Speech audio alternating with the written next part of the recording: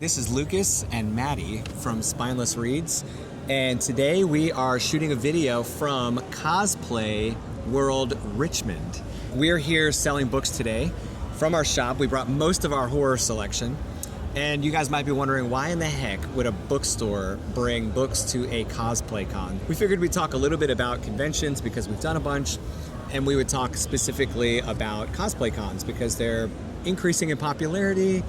And you may be curious about what they are and whether you should attend one. So, Maddie, you've attended a bunch of cons. Yes. You want to talk a little bit about what this Cosplay World Con has been like so far?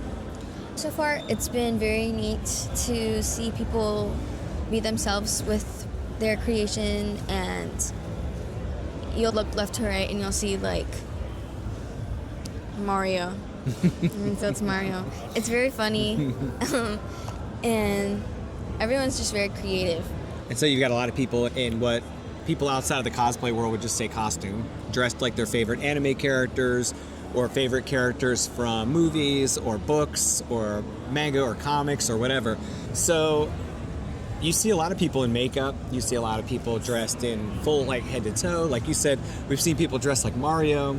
Across from us, there's a booth where this dude dresses like superheroes. Next to them is a professional makeup artist. She's doing different characters from different horror movies, video games, just wild stuff. I mean, professional grade makeup artists. So you see all kinds of cool stuff here. You also have a lot of retail vendors, right? Mm-hmm. So people selling things like t-shirts and stickers. Keychains. Yep. Custom art, pins. Mm-hmm. Some comic vendors. We're a book vendor. I think we're the only full-on book vendor here. I do want to talk about that for just a second because sometimes people feel like they should only vend in places where there's a lot of their type of vending happening. This is definitely not like a literature forward or a book forward event. But because of that, we are one of a very small number of book vendors in the entire convention. So that's nice. It increases the traffic to our table.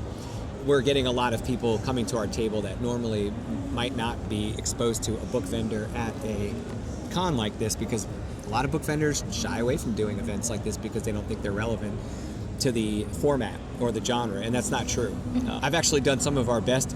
Well, when you and I did World Oddities Expo, yes, we had our best sales of a 2-day con ever because we were one of 3 book vendors in the entire convention, and there was a pretty significant crowd over those 2 days. You see like all age groups. It's very inclusive with age ratings. There's nothing usually inappropriate.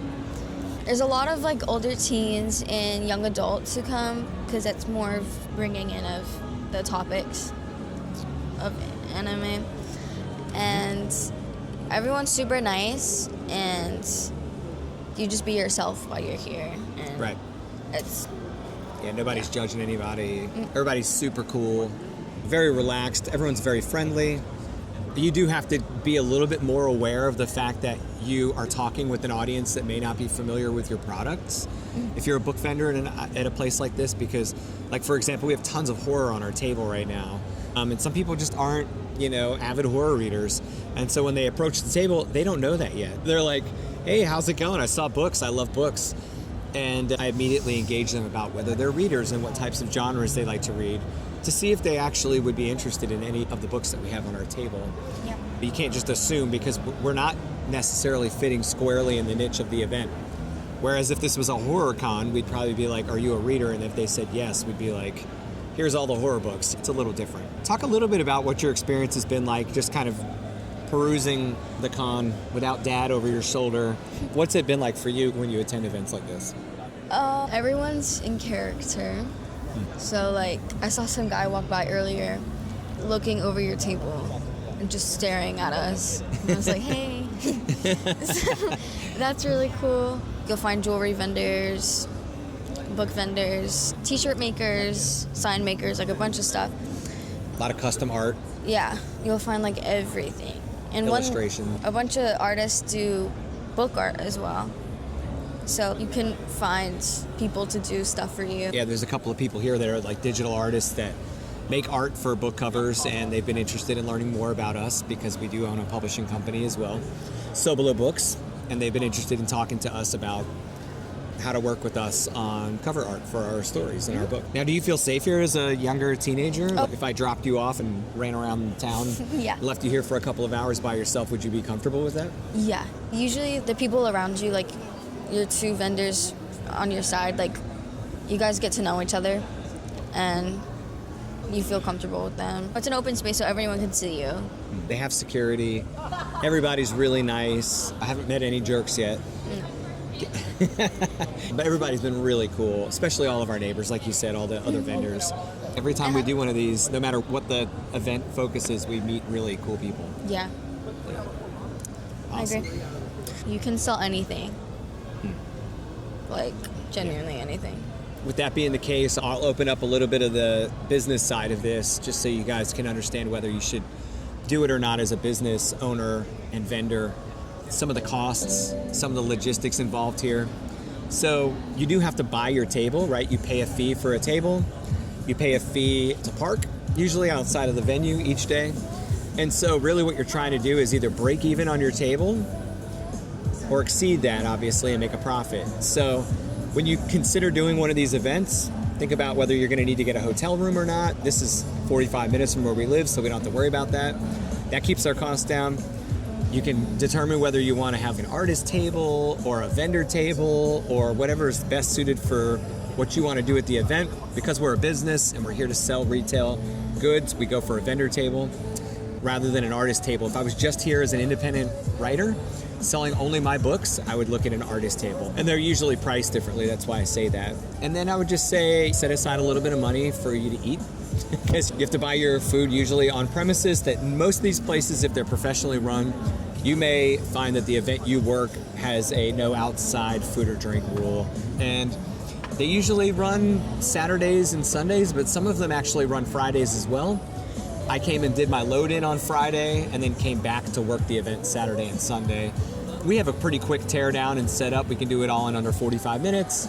So there's really no big logistics concerns for us there. But if you are the kind of person that wants to do a lot of vertical displays on your table, or if you have a lot of small items that you have to set out and price and tag and all those things, account for more time. But yeah, it's pretty easy for us. It's been financially beneficial every time we've done it. I think I've only lost out on one convention, and it's a really good time. And bring tons of business cards, because there's a lot of people that are interested in checking out your website, checking out your books, your other items that they might want to buy from you later. So I always give them a card, and they have a QR code on there of my website, email address, and phone number, so they can reach out to me if they want. Bring a space to put your money in. If you are someone who doesn't have someone to watch your money. Yeah, and we're pretty much doing cashless purchases here. If someone only has cash, I'll take that, but I don't have change. I tell them, hey, I don't have cash with me to make change.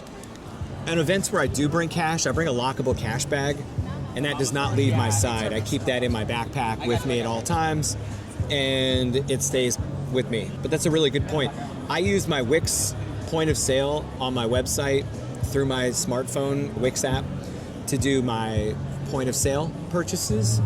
All my book inventory is in that website, and so when people make purchases, I can just charge their card right on my phone.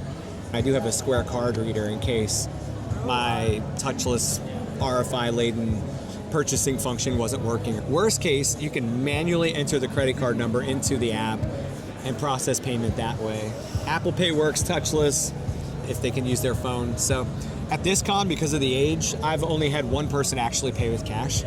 Everyone else has just defaulted to touchless pay with their credit card or with their phone. So the only time I really find that I run into someone who can't do a tap to pay is if their card is older and they have to do a scan because they don't have a tap to pay function of RFI on the card. So that's it for us, guys. Cosplay World Richmond's been great to us, and we can't wait to come back again next year. So if you guys aren't aware, stay connected to the channel by subscribing. We've got some really big news coming that's going to be monumental for the channel and monumental for the business. All right, take it easy, guys.